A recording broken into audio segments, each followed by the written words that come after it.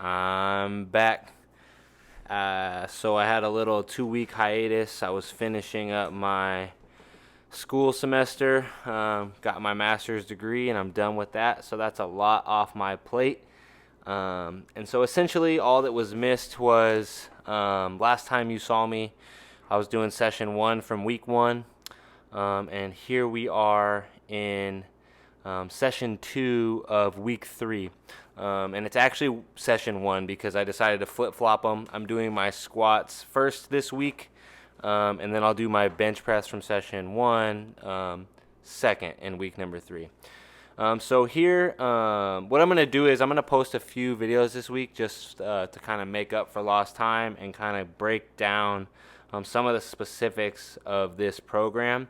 So as you can see here, week 3, just like some of the other blocks of training, I'm going to be overreaching. In week 1, right, I did 5 sets of 3 at 215 pounds. And you can look down there, the load volume was 3,225. So if you were to add up all the pounds that was lifted, that's it. And then week 2, I wanted to increase the weight 5 to 10 pounds and see how that went. So that was last week.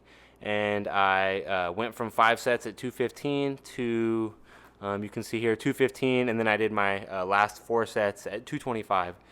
And to be honest with you, it felt somewhat heavy last week. But this week, today, I was feeling pretty good. So the idea here in week 3 was it was an overreach. I was going to start at 215 where I started in week 1. And I was just going to build from there and see where I got to. And honestly, I wanted to get to 235, but based on how I felt last week, I was like, I don't know. So I did my set at 235. And it felt super good, so I went up to 245 and ended up getting my last 2 sets at 245. And it's funny because the weight obviously feels heavy on my back and my shoulders, but like when I squat it, it feels fine. And you'll notice that even though I'm completing these heavier reps, they're moving quickly. Like the weights are not... they're not moving slowly, so I'm up around 85% intensity of the training max, actually up north of that at 245 of my training max at least.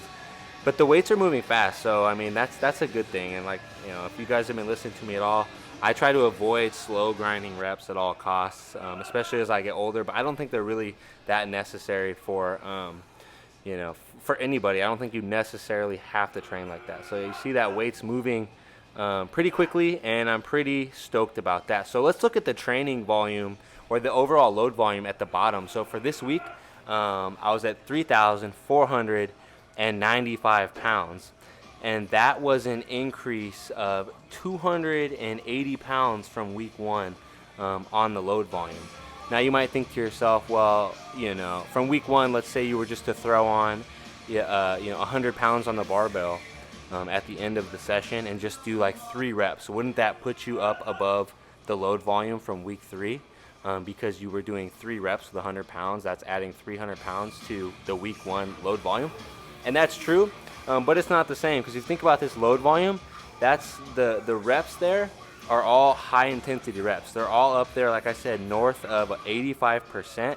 So really, when you're looking at an increase in 280 pounds at that intensity, that is significant. And from week 1 to week 3, we're looking at an 8% increase. And if you look back, or you remember a few episodes back, I talked about the 10% rule, where, in any given cycle, especially with when you're dealing with strength and you're kind of getting up in your intensity ranges, I think it's important, especially if you're trying to go for longevity, and that's kind of the overarching goal for me, is not to kill myself, and increase strength in an appropriate manner.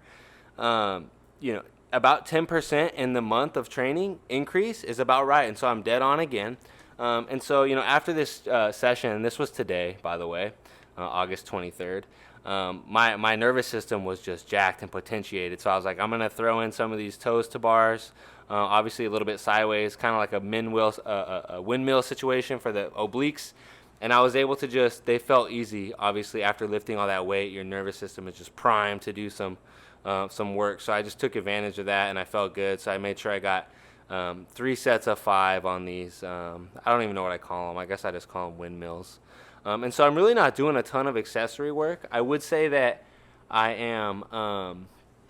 I'm doing accessory work, but outside the workout, and I'm not doing a whole lot. So very low intensity, low weight, high reps, not a lot of sets of beach muscle stuff. So one day I do the back of my body, hamstrings, glutes, rows, biceps, and then the next day I'll do quads, abs, chest, shoulders, triceps, and like I said, maybe 1 or 2 sets each, low weight, high reps, and that's just kind of what I've been doing.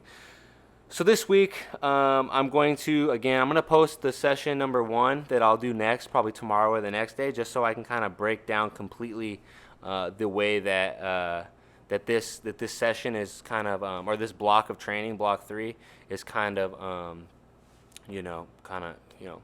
moving forward or whatever, how it's progressed, and so we can look at the load volumes there. And then, of course, next week we'll get into another deload week, which I'm going to make some significant changes after some thought. Nobody's perfect, right? There's a ton of variables to consider in strength conditioning, and I have a few things I'm going to switch up with my deload weeks that I feel like were maybe a bit of a problem from what I was doing before. So I'm not too proud to admit that nobody's without flaw, and there's always as long as you have a good rationale behind what you're doing, which I did.